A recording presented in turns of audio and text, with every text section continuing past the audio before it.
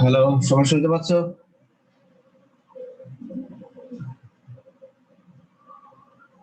Hello, আসসালামু আলাইকুম sir. ওয়ালাইকুম আসসালাম। সবাই শুনতে পাচ্ছ না? জি স্যার, শোনা যাচ্ছে। স্লাইড দেখা যাচ্ছে? জি স্যার, দেখা যাচ্ছে। আচ্ছা, ঠিক আছে। আচ্ছা, সবাইকে স্বাগতম ঢাকা সিটি কলেজ অনলাইন ক্লাসের জন্য।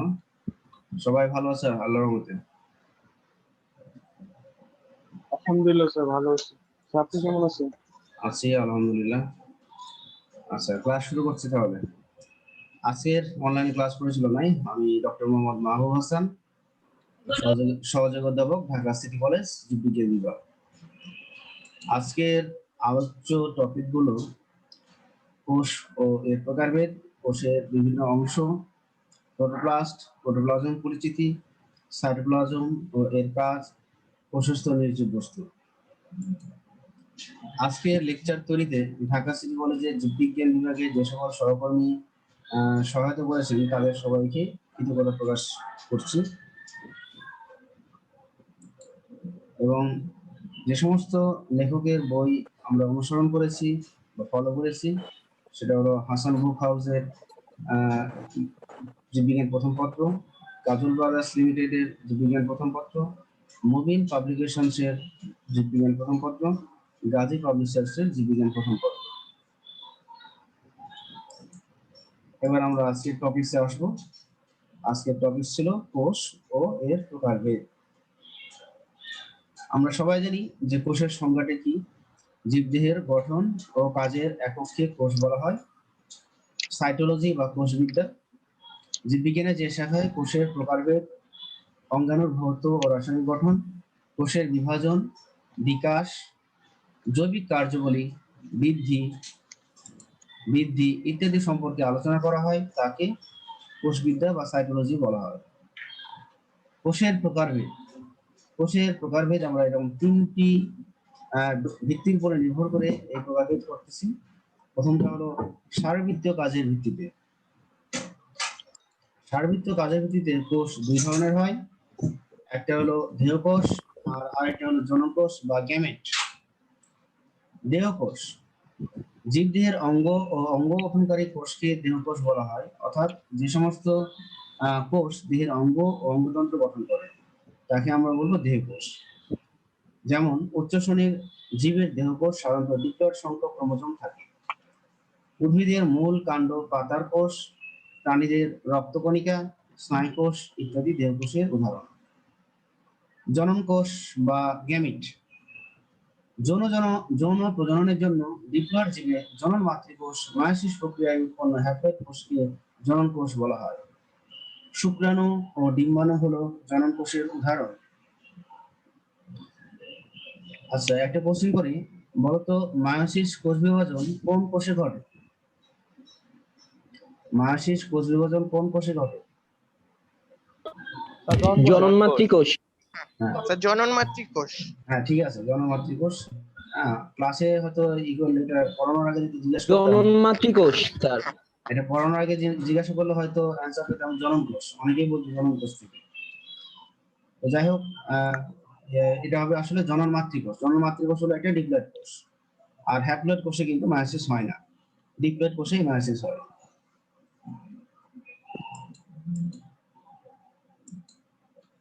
আচ্ছা, এবার আমরা আরেকটে আসবো। নিউক্লিয়াসের গঠনের উপর ভিত্তি করে কোষ দুই ধরনের, প্রোক্যারিওটিক কোষ বা প্রাককেন্দ্রিক কোষ বা আদি কোষ, আর একটা হলো ইউক্যারিওটিক কোষ বা সুকেন্দ্রিক কোষ। তো প্রোক্যারিওটিক কোষের সংজ্ঞা: যেসব কোষে কোনো আবরণী বেষ্টিত নিউক্লিয়াস, এমনকি আবরণী বেষ্টিত কোনো কোষীয় অঙ্গাণু থাকে না, সেসব কোষকে প্রাককেন্দ্রিক কোষ বা আদি কোষ বলা হয়। তাহলে এখানে আমরা একটা কথা বলতেছি যে সুগঠিত নিউক্লিয়াস থাকবে না। সুগঠিত নিউক্লিয়াস কথার অর্থ কি? নিউক্লিয়ার পর্দা, নিউক্লিওলাস, নিউক্লিওপ্লাজম ইত্যাদি থাকবে না। শুধু থাকবে কি? ডিএনএ বা ক্রোমাটিন। আর এখানে বলছে আবরণী বেষ্টিত কোনো কোষীয় অঙ্গ, মানে আমরা জানি আদি কোষে একটি কোষীয় অঙ্গাণু থাকে, সেটা হলো রাইবোজোম। আর এই রাইবোজোম কোষীয় অঙ্গাণুর কোনো আবরণী থাকে না, ঝিল্লি থাকে না। এই জন্য এখানে আমরা বলছি আবরণী বেষ্টিত কোনো কোষীয় অঙ্গাণু থাকে না। সেসব কোষকে প্রাককেন্দ্রিক কোষ বা প্রোক্যারিওটিক কোষ বলা হয়। উদাহরণ, স্যার স্লাইডটা ডাউনলোড করতে পারতেছি না। আমি তো এই পিডিএফ আকারে তোমাদের গ্রুপে দিয়ে দিয়েছি, ওখান থেকে তো নিতে পারো ওকে তোমাদের। স্যার। হ্যাঁ, ওখান থেকে নিয়ে নিও, ওখানে আর ঝামেলা হবে না। আর এমনিতেও যারা ইমেল করছে তাদেরকে কিছুক্ষণ আগে অ্যাক্সেস করে দিলাম। আচ্ছা, ব্যাকটেরিয়া, মাইক্রোপ্লাজমা, সায়ানোব্যাকটেরিয়া ইত্যাদি হলো প্রোক্যারিওটিক কোষ। উল্লেখ্য, মনের জগতের সকল সদস্যই হবে আদি কোষ। ইউক্যারিওটিক কোষ বা সুকেন্দ্রিক কোষ, যেসব কোষে আবরণী বেষ্টিত নিউক্লিয়াস থাকে এবং আবরণী বেষ্টিত বিভিন্ন অঙ্গাণু বিদ্যমান থাকে, সেসব কোষকে প্রকৃত কোষ বলা হয়। শৈবাল, ছত্রাক, উদ্ভিদ ও প্রাণীদেহের কোষগুলো ইউক্যারিওটিক কোষ। অর্থাৎ এই সমস্ত কোষের নিউক্লিয়াস হবে সুগঠিত এবং সমস্ত অঙ্গাণুই রয়েছে। আমরা অনেক সময় চেয়ে থাকি আদি কোষ এবং প্রকৃত কোষের মধ্যে তুলনা। আমাদের যদি তুলনার বিষয়গুলো জানা থাকে তাহলে এটা সহজে অ্যান্সার করা যায়। নিউক্লিয়ার মেমব্রেন আদি কোষে নেই, প্রকৃত কোষে আছে। সুগঠিত নিউক্লিয়াস আদি কোষে নেই, প্রকৃত কোষে আছে। আদি কোষের ডিএনএ বৃত্তাকার, প্রকৃত কোষের ডিএনএ সূত্রাকার। সাইটোপ্লাজমীয় অঙ্গাণু আদি কোষে শুধু রাইবোজোম, আর প্রকৃত কোষে রাইবোজোম সহ সব কোষীয় অঙ্গাণু বিদ্যমান। রাইবোজোমের ধরন 70S। 70S, এস মানে হলো ভেদভাগ ইউনিট। একে কি বলা হয়? ভেদভাগ। ভেদভাগ হলো আসলে একজন বিজ্ঞানী নাম। তা বিজ্ঞানী নামের প্রথম অক্ষরটা হলো এস, আর পরের অক্ষরের উচ্চারণ ভেদভাগ। আমরা উচ্চারণ যখন করছি তো এস এর উচ্চারণ কিন্তু আসছে না, ভেদভাগ শব্দটাই উচ্চারণ করতে হবে। কিন্তু যখন আমরা এককের নাম লিখবো তখন কিন্তু এস লিখবো। কাজেই বিজ্ঞানের দুইটা নামই কিন্তু প্রযোজ্য হচ্ছে। আমরা বলতেছি এস, কিন্তু যখন আমরা উচ্চারণ করবো তখন বলবো ভেদভাগ। ভেদভাগ একক। ওই ভেদভাগ এককটা কি জিনিস সেটা একটু মনোযোগ দিয়ে শোনো। আসলে আমরা যখন আদি কোষ বা প্রকৃত কোষ, হ্যাঁ, এটা কি করা হয়? একটা টিউবে নেওয়া হয়, সেন্ট্রিফিউজ টিউব। টিউবটার নাম হলো সেন্ট্রিফিউজ টিউব। এবং এই টিউবের মধ্যে কিছু দ্রবণ রাখা হয়। আর যদি আমরা আদি কোষ রাখি, আদি কোষ অথবা প্রকৃত কোষ রাখতে পারি। যখন আমরা আদি কোষই রাখতেছি তাহলে আদি কোষ এই দ্রবণের মধ্যে তখন কি হয়? লাইসিস হয়। আদি কোষ প্লাস দ্রবণ এবং টিউব সহ আমরা একটা যন্ত্রে স্থাপন করি। সেই যন্ত্রটা হলো সেন্ট্রিফিউজ টিউব, সেন্ট্রিফিউজ যন্ত্র। এই যন্ত্রটার দক্ষতা কি? 1 মিনিটে 3000 বার ঘূর্ণন করায়। 1 মিনিটে ঘূর্ণন ক্ষমতা 3000। যার ফলে কি হয়? ওই আদি কোষের ভিতরে যাবতীয় উপাদান আস্তে আস্তে অদক্ষেপ আকারে টিউবের তলায় জমা হয়। হ্যাঁ, এইভাবে এই আদি কোষের যে রাইবোজোমটা আছে, সেই রাইবোজোমের অদক্ষেপণের হার 70। হ্যাঁ, এইভাবে এর নামকরণ হয়েছে 70S। তো এখানে আমরা বলছি 70S এর মধ্যে আবার এখানে দেখানো হয়েছে 30S আর 50S। 30S হলো রাইবোজোমের ছোট সাব ইউনিট, আর 50S হলো বড় সাব ইউনিট। আমরা যখন রাইবোজোম অঙ্গাণু পড়াবো তো এইগুলো সম্পর্কে আরো ভালো ধারণা হবে। এবার আসবে প্রকৃত কোষের রাইবোজোম। প্রকৃত কোষের রাইবোজোম দুই ধরনের, 80S, 70S। 80S ribosome, 80S ribosome সাইটোপ্লাজমে রয়েছে। হ্যাঁ, এর সাব ইউনিট আবার দুইটা, বড় সাব ইউনিট 60S এবং ছোট সাব ইউনিট 40S। আর ক্লোরোপ্লাস্ট এবং মাইটোকন্ড্রিয়াতে 70S রাইবোজোম রয়েছে। অর্থাৎ প্রকৃত কোষে দুই ধরনের রাইবোজোমই রয়েছে, 80ও আছে, 70ও আছে। কোষ বিভাজন, আদি কোষের কোষ বিভাজন অ্যামাইটোসিস, আর প্রকৃত কোষের কোষ বিভাজন মাইটোসিস ও মায়োসিস। শ্বসন, আদি কোষে অবাধ শোষণ ঘটে, প্রকৃত কোষে সবাধ শোষণ ঘটে। তাহলে এই হলো পার্থক্য। আমরা আরেকটা ভিত্তি এখন আসবো। ক্রোমোজোমের সেটের সংখ্যার ভিত্তিতে কোষ দুই প্রকার, হ্যাপ্লয়েড কোষ, ডিপ্লয়েড কোষ। আমরা গত ক্লাসে এটা সম্পর্কে জেনেছি, আজকে জাস্ট আরেকবার রিপিট হচ্ছে। তাহলে যেসব কোষের নিউক্লিয়াসে এক সেট ক্রোমোজোম থাকে তাদেরকে হ্যাপ্লয়েড কোষ বলে। উদাহরণ শুক্রাণু বা ডিম্বাণু। যেসব কোষের নিউক্লিয়াসে দুই সেট ক্রোমোজোম থাকে সেগুলোকে ডিপ্লয়েড কোষ বলে। উদ্ভিদ এবং প্রাণীদের সমস্ত স্বাভাবিক দেহকোষ, জাইগোট, এগুলো হলো ডিপ্লয়েড কোষ। আচ্ছা, এবার আমরা আসছি 2 নম্বর টপিকস। 2 নম্বর টপিকসে ছিল একটি আদর্শ উদ্ভিদ কোষের বিভিন্ন অংশ। আমরা যদি আদর্শ উদ্ভিদ কোষকে ভাগ করি তাহলে দুটো অংশে ভাগ করব, কোষ প্রাচীর, প্রোটোপ্লাস্ট। কোষ প্রাচীর সম্পর্কে আমরা ডিটেলস জানবো পরবর্তী ক্লাসে। প্রোটোপ্লাস্টের দুটো অংশ, প্রোটোপ্লাজম সজীব বস্তু এবং কোষস্থ নির্জীব বস্তু। প্রোটোপ্লাজমকে আবার ভাগ করতেছি আমরা 3টা ভাগে। একটা হলো plasma membrane, cytoplasm, nucleus. Plasma membrane, cytoplasm, nucleus, এই 3টা মিলে হলো প্রোটোপ্লাজম। সাইটোপ্লাজম, প্লাজমা মেমব্রেন সম্পর্কে আমরা পরবর্তী ক্লাসে ডিটেইলস জানবো। সাইটোপ্লাজম এটা আমরা আজকের ক্লাসে জানবো।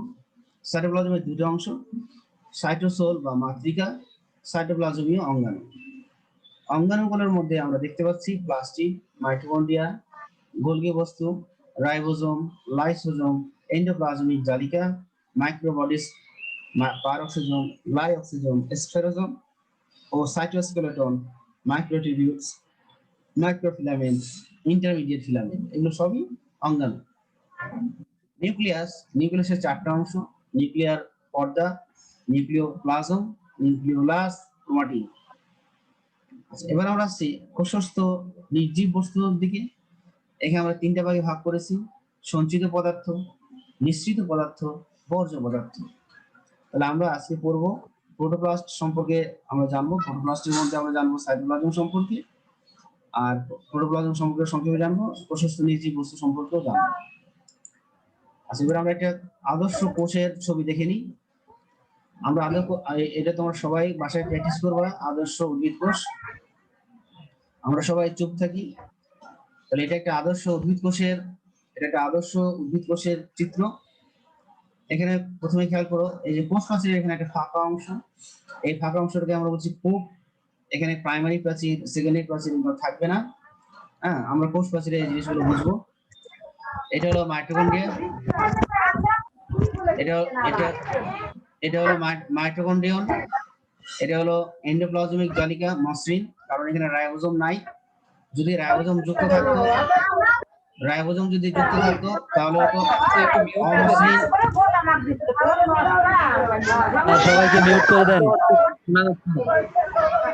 সবাইকে মিউট করে দেন।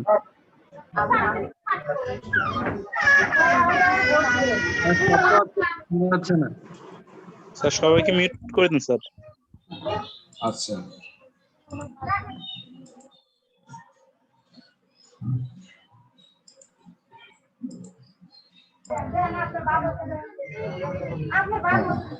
আচ্ছা সবাই আমরা চুপ থাকি। কে কেউ আবার এই আনমিউট হয়ে যাচ্ছে, সবাই চুপ থাকি।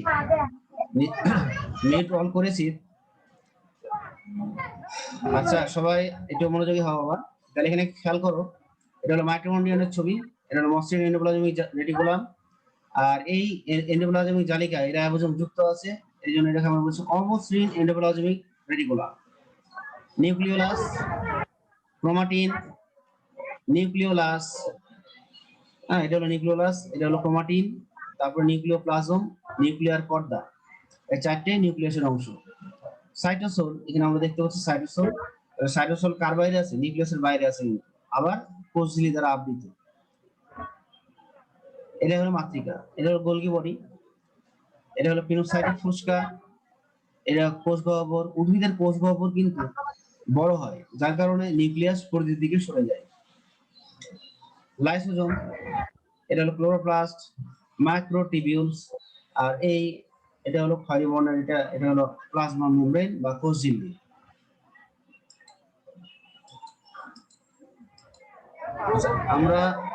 আমরা প্রোটোপ্লাস্ট ও প্রোটোপ্লাজম পরিচিতি সম্পর্কে জানবো। প্রোটোপ্লাস্ট তাহলে কোনো উদ্ভিদ কোষ অথবা একটি আদর্শ কোষের কোষ প্রাচীর ব্যতীত অবশিষ্ট অংশকে বলা হয় প্রোটোপ্লাস্ট। হ্যাঁ, তাহলে আমরা উদ্ভিদ কোষের যদি কোষ প্রাচীরটাকে বাদ দিই, তাহলে কোষ প্রাচীর বাদ দিয়ে যে অংশটুকু থাকে সেটাই হলো প্রোটোপ্লাস্ট। প্রোটোপ্লাস্ট ইকুয়াল টু তাহলে কি হবে, কোষ ঝিল্লি প্লাস, হ্যাঁ, কোষ ঝিল্লি প্লাস আমরা পাবো হলো সাইটোপ্লাজম, নিউক্লিয়াস, হ্যাঁ, এগুলো সবই হলো প্রোটোপ্লাস্টের মধ্যে পাবো। প্রোটোপ্লাস্ট দুটি অংশ, প্রোটোপ্লাজম সজীব অংশ এবং নির্জীব বস্তু বা অপ্রোটোপ্লাজমীয় উপাদান। এবার আসছি প্রোটোপ্লাজমের সংজ্ঞা। কোষের ভেতরে অর্ধস্বচ্ছ, আঠালো এবং জেলির ন্যায় অর্ধতরল কলয়েডধর্মী সজীব পদার্থকে প্রোটোপ্লাজম বলে। এখানে একটা খেয়াল করো, কলয়েডধর্মী বলে একটা ওয়ার্ড এসেছে। কলয়েডধর্মী পদার্থ জিনিসটা কি, এর তিনটা বৈশিষ্ট্য আছে, সবাই মনোযোগী হও। কলয়েডধর্মী তিনটি বৈশিষ্ট্য রয়েছে। এক নম্বর বৈশিষ্ট্য হলো এদের পানি গ্রহণ ক্ষমতা রয়েছে, অর্থাৎ পানিগ্রাহী। তারপরে হলো এদের পৃষ্ঠটান ক্ষমতা বেশি, কোন বস্তুর সাথে লেগে থাকার প্রবণতা রয়েছে। তাহলে এই তিনটা বৈশিষ্ট্য যে সমস্ত বস্তুতে থাকবে তারাই হবে কলয়েডধর্মী। হ্যাঁ, আমি আরেকটু উদাহরণ আকারে বলি। আমরা যখন কোরবানির গোশত বা হাড় যখন আমরা চুবাই, তখন কি হয়, কিছু মাংসের টুকরা দেয়ালে লেগে যায়। খেয়াল করেছো? মাংসের ছোট ছোট টুকরা দেয়ালে লেগে যায়। হ্যাঁ, এটা কিন্তু এই কলয়েডধর্মী বৈশিষ্ট্য থাকার কারণে এটা হয়। হ্যাঁ, চর্বি, ছোট ছোট মাংসের টুকরা দেয়ালে লেগে যাচ্ছে, এটা কলয়েডধর্মী বৈশিষ্ট্যের কারণে। তাহলে কলয়েডধর্মী বস্তুর কি কি বৈশিষ্ট্য, পানিগ্রাহী মানে পানি শোষণ করার ক্ষমতা রয়েছে, পৃষ্ঠটান ক্ষমতা রয়েছে, আরেকটা হলো কোনো বস্তুর সাথে লেগে থাকার প্রবণতা রয়েছে। প্রোটোপ্লাজম ও এর ভৌত বৈশিষ্ট্য। প্রোটোপ্লাজম বর্ণহীন, অর্ধস্বচ্ছ, অর্ধতরল, আঠালো পদার্থ। এটি কলয়েডাল ধর্মী ও দানাদার। কলয়েডাল আর কলয়েড একই জিনিস। প্রোটোপ্লাজমের আপেক্ষিক গুরুত্ব পানি অপেক্ষা বেশি। তোমরা কি আপেক্ষিক গুরুত্ব সম্পর্কে কেউ জানো? আপেক্ষিক গুরুত্ব কাকে বলে? না স্যার। পানির সাপেক্ষে এর গুরুত্ব বেশি আর কি। হ্যাঁ, বলো বলো। না স্যার, আচ্ছা বা কোনো কিছুর সাপেক্ষে আর কি স্যার। আচ্ছা, আমি বলে দিচ্ছি আপেক্ষিক গুরুত্ব কাকে বলে। আসলে একটু দেই। আসলে আসলে কোন বস্তু, কলমটা ভাই ধর, সবাই একটু হাতে যদি কলম থেকে লেখো, তাড়াতাড়ি কলম ভাই ধর। কোন বস্তুর ঘনত্ব যখন পানির সাথে তুলনা করা হয়, কোন বস্তুর ঘনত্ব যখন পানির সাথে তুলনা করা হয়। হ্যাঁ, মনে করো পানির ঘনত্ব 1 আর কোন বস্তুর ঘনত্ব যদি 1.1 হয়, তাহলে বোঝা যাবে যে ওই বস্তুর ঘনত্ব পানি অপেক্ষা বেশি। কোন বস্তুর ঘনত্ব যখন আইসা কোন বস্তুর ঘনত্ব যখন পানির সাথে তুলনা করা হয় তাকে আপেক্ষিক গুরুত্ব বলে।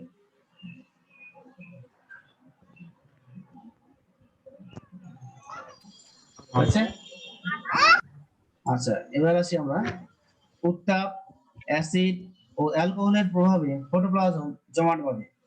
এটি পরিবেশ অনুযায়ী জেলি থেকে তরল এবং তরল থেকে জেলিতে পরিবর্তিত হতে পারে। আচ্ছা, এবার আসছি আমরা প্রোটোপ্লাজমের রাসায়নিক বৈশিষ্ট্য।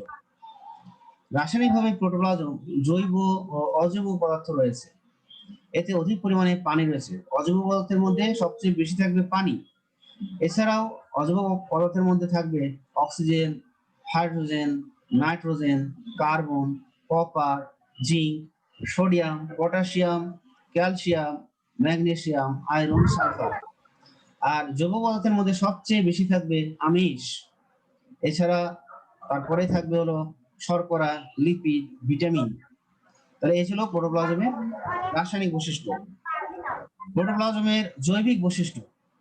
প্রোটোপ্লাজম বিভিন্ন ধরনের উদ্দীপনায় সাড়া দেয়, যেমন খাদ্য তৈরি, খাদ্য হজম, আত্তীকরণ, শোষণ, বৃদ্ধি ইত্যাদি সব মেটাবলিক কার্যকলাপ প্রোটোপ্লাজমে ঘটে থাকে। অভিস্রবণ প্রক্রিয়ায় প্রোটোপ্লাজম পানি গ্রহণ ও ত্যাগ করতে পারে, এদের মৃত্যুও ঘটে। আচ্ছা, মেটাবলিক কার্যকলাপ, এখানে আরেকটা ওয়ার্ড আমরা পেয়েছি, মেটাবলিক কার্যকলাপ। মেটাবলিক মানে হলো বিপাকীয় কার্যকলাপ। বিপাকীয় কার্যকলাপ বলতে আমরা কিছু বুঝি, যারা বুঝো তারা বলতে পারো বিপাকীয় কার্যকলাপ বা মেটাবলিক কার্যকলাপ জিনিসটা কি? ক্লাস করতেছি তো। বিপাকীয় কার্যকলাপ কি? আচ্ছা, না পারলে খাতা কলম হাতে কাছে থাকলে লেখো। বিপাকীয় কার্যকলাপ কি? যে জীব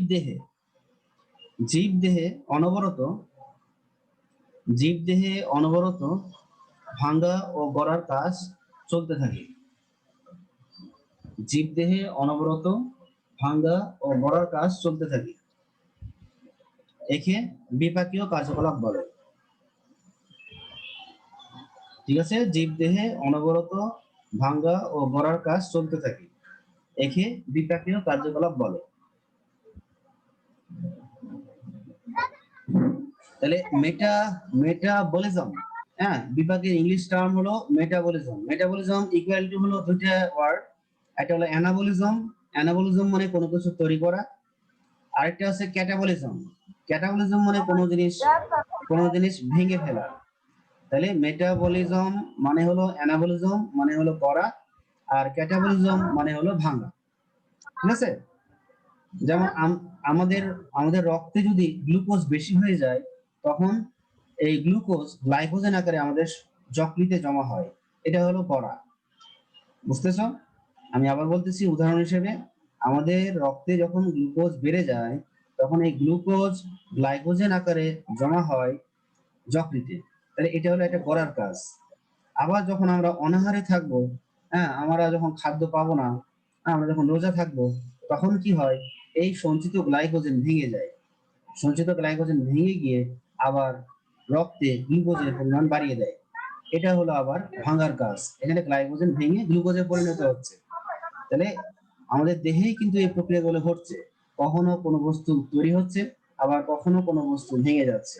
এই ভাঙা এবং গড়ার কাজকেই মেটাবলিক কার্যকলাপ বলা হয়। আচ্ছা, এবার আমরা আসছি প্রোটোপ্লাজমীয় চলন। প্রোটোপ্লাজমীয় চলন, প্রোটোপ্লাজম স্থির অবস্থায় থাকে না। প্রোটোপ্লাজম এর গতিময়তাকে তার চলন বলে। কোষ প্রাচীরযুক্ত প্রোটোপ্লাজমে জল স্রোতের মতো যে চলন দেখা যায় তাকে আবর্তন বা সাইক্লোসিস বলে। তাহলে আমরা বলতেছি প্রোটোপ্লাজম স্থির অবস্থায় থাকে না। প্রোটোপ্লাজম, হ্যাঁ, প্রোটোপ্লাজমের যে চলন সেটাকে আমরা আবর্তন বলতে পারি বা সাইক্লোসিস বলতে পারি। এই আবর্তন বা সাইক্লোসিস আবার দুই ধরনের হতে পারে। এক নম্বর হলো একমুখী আবর্তন বা রোটেশন। তাহলে একমুখী আবর্তন বা রোটেশন জিনিসটা কি? যে চলনে যে চলনে প্রোটোপ্লাজম একটি গহ্বরকে কেন্দ্র করে কোষ প্রাচীরের পাশ দিয়ে নির্দিষ্ট পথে একদিকে ঘুরতে থাকে, তাকে একমুখী আবর্তন বা রোটেশন বলে। যেমন পাতা ঝাঁজে উদ্ভিদের কোষে প্রোটোপ্লাজমের চলন। আমরা ছবিতে একটু খেয়াল করি। তাহলে এটা হলো একটা উদ্ভিদ কোষের এখানে আমরা দেখতে পাচ্ছি এটা হলো কোষ গহ্বর, আর এটা হলো নিউক্লিয়াস। তাহলে এইগুলো হলো প্রোটোপ্লাজম। তাহলে এই কোষ গহ্বরকে বেষ্টন করে এই প্রোটোপ্লাজম এরকম একমুখী আবর্তন করছে, একদিকে আবর্তিত হচ্ছে। হ্যাঁ, যখন এরকম হবে যে কোষ গহ্বরকে বেষ্টন করে, হ্যাঁ, প্রোটোপ্লাজম একমুখী বা একদিকে আবর্তিত হয়, তখন তাকে আমরা বলবো একমুখী আবর্তন বা রোটেশন। আরেকটা হলো বহুমুখী আবর্তন বা সার্কুলেশন। যে চলনে প্রোটোপ্লাজম কতগুলো গহ্বরকে কেন্দ্র করে অনিয়মিতভাবে বিভিন্ন দিকে ঘুরতে থাকে, তখন তাকে বহুমুখী আবর্তন বলা হয়। যেমন ট্রাইডেসক্যানসিয়া উদ্ভিদের কোষে প্রোটোপ্লাজমের চলন। তাহলে আবার আমরা ছবিতে ফিরে যাই। তাহলে এখানে আমরা দেখতে পাচ্ছি অনেকগুলো কোষ গহ্বর, 3টে কোষ গহ্বর এখানে আছে। তাহলে এই কোষ গহ্বরে খেয়াল করো যে প্রোটোপ্লাজম এই দিক রোটেট করছে বা এই মুখে আবর্তিত হচ্ছে। এখানকার কোষ গহ্বরের চারপাশে প্রোটোপ্লাজম এই মুখে আবর্তিত হচ্ছে, আর নিচের কোষ গহ্বর, হ্যাঁ, এইভাবে আবর্তিত হচ্ছে।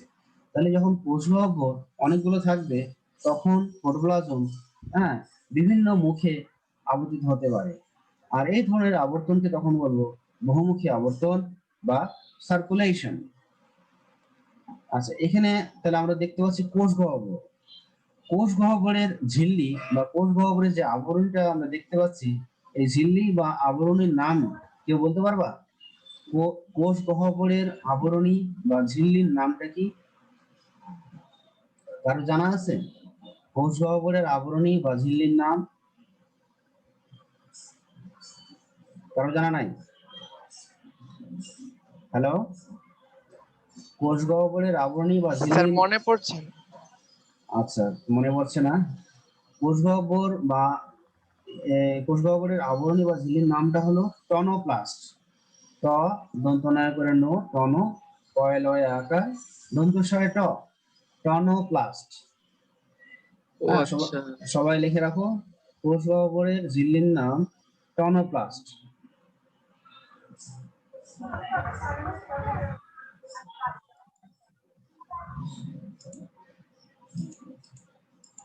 আচ্ছা, এবার আমরা আসবো সাইটোপ্লাজম। সাইটোপ্লাজম সম্পর্কে। কোষের নিউক্লিয়াসের বাইরে অবস্থিত এবং প্লাজমা মেমব্রেন দিয়ে পরিবেষ্টিত প্রোটোপ্লাজমীয় অংশের নাম হলো সাইটোপ্লাজম। আমি আবার বলছি, আমরা ছবিতেও দেখেছিলাম যে কোষের নিউক্লিয়াসের বাইরে অবস্থিত ছিল এবং প্লাজমা মেমব্রেন দিয়ে পরিবেষ্টিত প্রোটোপ্লাজমীয় অংশের নাম হলো সাইটোপ্লাজম। এটি সাইটোসল ও কোষীয় অঙ্গাণুর সমন্বয়ে গঠিত। সাইটোপ্লাজমের মাতৃকাকে সাইটোসল বলা হয়। হ্যাঁ, তাহলে কোষঝিল্লি দ্বারা আবৃত থাকতে হবে। আর যদি আমরা এই সাইটোপ্লাজম থেকে কি বাদ দেবো, সাইটোপ্লাজম থেকে আমরা বাদ দেবো হলো কোষীয় অঙ্গাণু। হ্যাঁ, কোষীয় অঙ্গাণুকে বাদ দিলে আমরা পেয়ে যাবো সাইটোসল। তাহলে ভৌত গঠন। সাইটোসল হলো একটি অর্ধতরল, দানাদার, অর্ধস্বচ্ছ, সমধর্মী কলয়েডাল পদার্থ। একে হায়ালোপ্লাজমও বলা হয়। সাইটোপ্লাজমের পরিধির দিকে অপেক্ষাকৃত কম ঘন অঞ্চলকে বলা হয় একটোপ্লাজম। একটো কথার অর্থ হলো বাইরের দিকে। হ্যাঁ, বাইরের দিকে, এই জন্য একটোপ্লাজম। কেন্দ্রের অধিকতর ঘন অঞ্চলকে বলা হয় এন্ডোপ্লাজম। এন্ডো মানে ভেতরের দিকে। আচ্ছা, আমরা এখানে খেয়াল করি, তাহলে আমরা বললাম সাইটোসোল কোনটা, এই যে আমরা এখানে লেবেলিং করেছি সাইটোসোল। তাহলে এটা হলো প্লাজমা ঝিল্লি। তাহলে প্লাজমা ঝিল্লি দ্বারা আবৃত, এখানে আমরা নিউক্লিয়াসকে বাদ দিব, আর এই যে অঙ্গাণুগুলো আছে এই অঙ্গাণুগুলোকে বাদ দিব, তাহলে আমরা পেয়ে যাব সাইটোসোল। হ্যাঁ,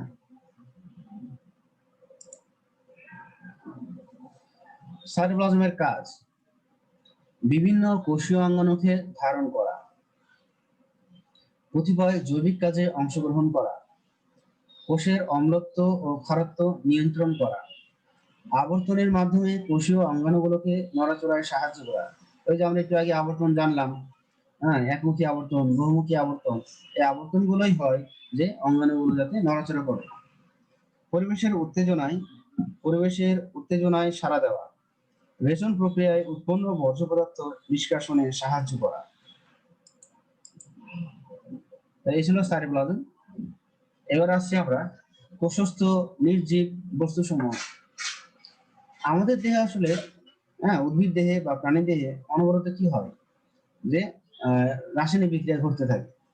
তাহলে কোষীয় বিক্রিয়ায় উৎপন্ন বহু নির্জীব বস্তু কোষের সাইটোপ্লাজম এবং কোষ গহ্বরে জমা হয়। তাহলে যে নির্জীব বস্তুগুলো তৈরি হয় সেগুলো জমা হবে সাইটোপ্লাজম এবং জমা হবে কোষ গহ্বরে। আর এই বস্তুগুলো দ্রবীভূত অবস্থায় থাকতে পারে, ফোঁটা আকারে থাকতে পারে, দানাদার বস্তু আকারে থাকতে পারে, ক্রিস্টাল আকারে থাকতে পারে। ক্রিস্টালের বাংলা হলো কেলাস, কয়কার লয়কার দন্তস্ব, কেলাস।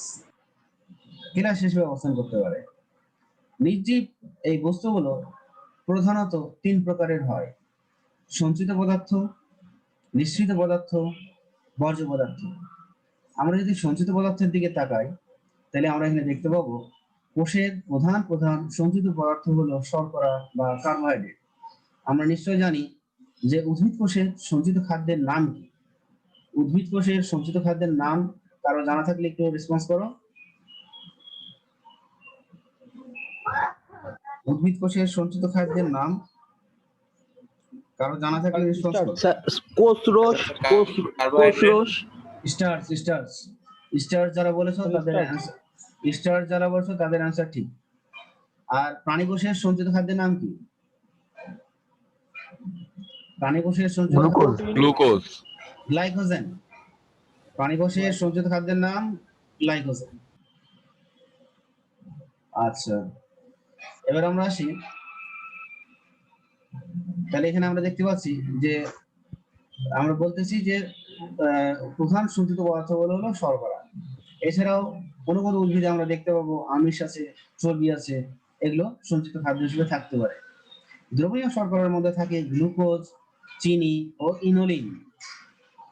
অদ্রবণীয় শর্করার মধ্যে থাকে স্টার্চ, গ্রেইন, শ্বেতসার দানা, সেলুলোজ ও গ্লাইকোজেন।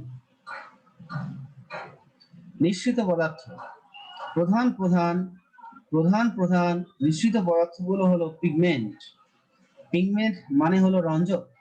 পিগমেন্টের বাংলা হলো রঞ্জক। আমরা জানি কয়েকটা রঞ্জকের নাম এখানে দেওয়া আছে, ক্লোরোফিল, ক্যারোটিনয়েডস, অ্যান্থোসায়ানিন ইত্যাদি হলো উল্লেখযোগ্য পিগমেন্ট। ঠিক আছে, এছাড়াও আমরা আরো কয়েকটা রঞ্জকের নাম জানি, যেমন ফাইকোসায়ানিন, ফাইকোইরিথ্রিন, ঠিক আছে, তারপর হলো হিমোগ্লোবিন। হ্যাঁ, এগুলো কিন্তু পিগমেন্ট, কিন্তু হিমোগ্লোবিন উদ্ভিদে থাকে না, ওটা প্রাণীতে থাকে। আর এখানে আমরা দেখতে পাচ্ছি হরমোন। আমরা কয়েকটা উদ্ভিদ হরমোন আমরা জানি, যেমন অক্সিন। হ্যাঁ, অক্সিন একটা উদ্ভিদ হরমোন। জিববেরেলিন, এটা একটা উদ্ভিদ হরমোন। এনজাইম, এনজাইম আমরা নাম জানি, যেমন ডিহাইড্রোজিনেজ, হ্যাঁ, কার্বক্সিলেজ, ফসফোরাইলেজ, এই এনজাইম। নেকটার, নেকটার হলো ফুলের একটা গ্রন্থির নাম, আর এই গ্রন্থি নিঃসৃত রস মৌমাছি গ্রহণ করে মধু তৈরি করে। তাহলে এগুলো সবই নিঃসৃত পদার্থ। পিগমেন্ট, হরমোন, এনজাইম, নেকটার, এগুলো উদ্ভিদ নিঃসরণ করে। বর্জ্য পদার্থ, এই পদার্থগুলো অধিকাংশই প্রোটোপ্লাজমের মেটাবলিক প্রক্রিয়ায় বা বিপাকীয় প্রক্রিয়ায় উপজাত হিসেবে উৎপন্ন হয়। উদ্ভিদের ক্ষেত্রে উল্লেখযোগ্য বর্জ্য পদার্থগুলো হলো রেজিন, ট্যানিন, গাম, ল্যাটেক্স, অ্যালকালয়েড, অর্গানিক অ্যাসিড, উদ্যায়ী তেল, খনিজ ক্রিস্টাল। ঠিক আছে, তো আমরা জানি উদ্ভিদের আমরা যে এরকম দেখা যায় অনেক বয়স্ক উদ্ভিদগুলো বা মাঝারি সাইজের উদ্ভিদগুলো, হ্যাঁ, চামড়া বা বাকল গুলো ফেটে এরকম কিছু ময়লা বর্জ্য পদার্থ বের হয়। এরকম উদ্ভিদের ক্ষেত্রে এই বর্জ্যগুলোর নাম হয় রেজিন, কারো ক্ষেত্রে ট্যানিন, কারো ক্ষেত্রে গাম, কারো ক্ষেত্রে ল্যাটেক্স। যেমন আমরা জানি রাবার জাতীয় উদ্ভিদের, হ্যাঁ, যে এরকম বর্জ্যগুলো বের হয় তার নাম কিন্তু ল্যাটেক্স। আমরা যে কাঁঠাল গাছ আমরা চিনি, হ্যাঁ, এই কাঁঠাল গাছের পাতা যদি আমরা ভাঙি তাহলে দেখবো যে দুধের মতো সাদা পদার্থ বের হচ্ছে, এটাই হলো ল্যাটেক্স। আবার যেমন পুদিনা, তারপর তুলসী গাছে, হ্যাঁ, এই উদ্যায়ী তেল নির্গত হয়। উদ্যায়ী মানে কি, এরা যখন নির্গত হয় তখন বাতাসে মিশে যায়, এজন্য আমরা কিন্তু দেখতে পাই না। আচ্ছা, কচু জাতীয় উদ্ভিদের ক্ষেত্রে আমরা আবার দেখবো, কচু জাতীয় উদ্ভিদে যে প্রধান খনিজ ক্রিস্টাল হলো ক্যালসিয়াম অক্সালেট, এটা কচুতে থাকে। এই ক্যালসিয়াম অক্সালেট যখন সূচের মতো আকারে অবস্থান করে তখন বলা হয় র্যাফাইট। ঠিক আছে, ক্যালসিয়াম অক্সালেট যদি সূচের আকার প্রাপ্ত হয় তখন তাকে বলবো র্যাফাইট। আবার আঙ্গুরের থোকার মতো ক্যালসিয়াম কার্বনেটের ক্রিস্টালকে বলা হয় সিস্টোলিট।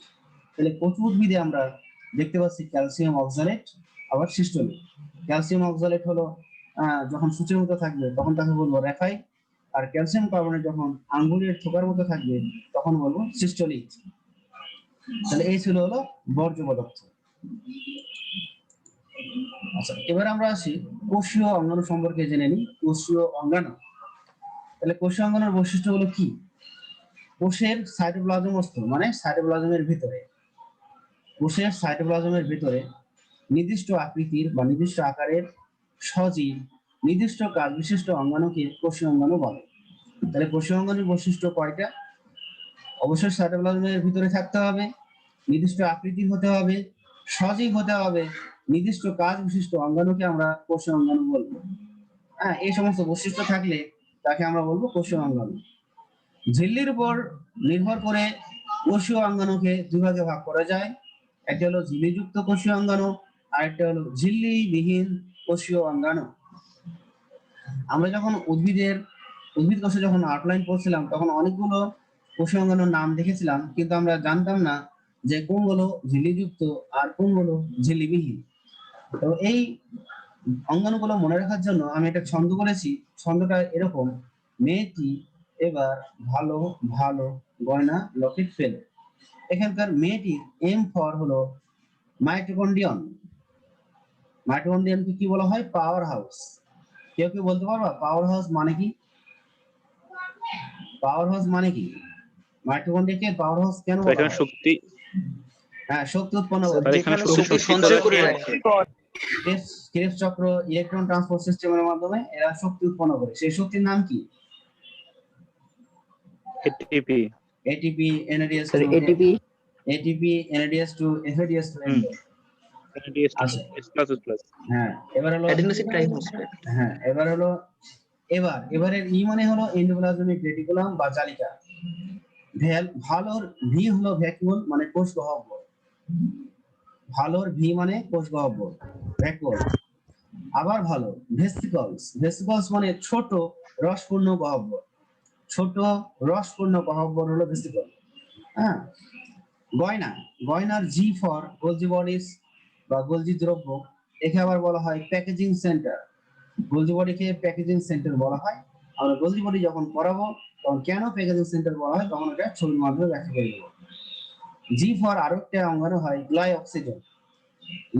লকেটের এল ফর লাইসোজোম। লাইসোজোম হলো অটোলাইসিস, বাংলায় বলা হচ্ছে আত্মঘাতী থলিকা। পেলোর পি ফর প্লাস্টিড। প্লাস্টিডকে বলা হচ্ছে উদ্ভিদের সবচেয়ে বড় কোষীয় অঙ্গাণু। আবার পি ফর বলা হচ্ছে পার অক্সিজেন। হ্যাঁ, তাহলে আমরা এখানে মোট কয়টি কোষীয় অঙ্গাণু জানতেছি? 1 2 3 4 5 6 7 8 9। মোট 9টা কোষীয় অঙ্গাণু আছে যাদের ঝিল্লি রয়েছে।